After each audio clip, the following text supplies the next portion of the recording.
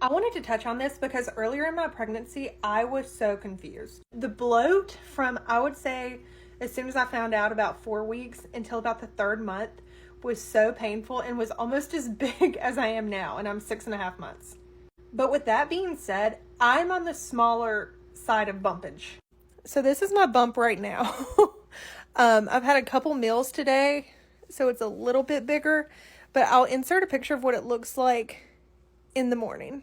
Ignore all the text because I was talking about doing like breathing and core work during pregnancy, but like this is an example of what it could look like in the morning, especially before I've eaten. With that being said, right before I got pregnant, I was training, quote unquote, for my wedding. So I was probably in the best shape I've ever been in. Me covering my face because I look like shit. But like, for example, this was my stomach one day. Here's one day. So I was on the tinier side for me anyway. And like I said, I did a lot of core work in the gym leading up to this, which has definitely played a factor in my bump, and especially why to me this seems so big.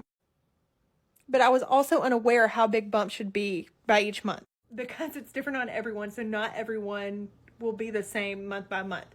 Like once again, like I said, I was probably bigger 2 or 3 months in because of how bloated I was. But your perspective is kind of skewed as well because this was me at 12 weeks, I think, and I felt like I actually had a bump. It was kind of big. But looking back now, I wasn't at all.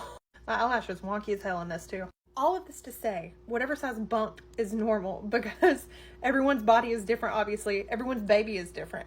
He's measuring ahead in some areas right now, and my bump is still on the smaller side of the spectrum for most people, I guess. But I see people who are farther ahead of me and have a smaller bump. It really has to do with how they're positioned, what your body was like before, just so many things that I would not worry.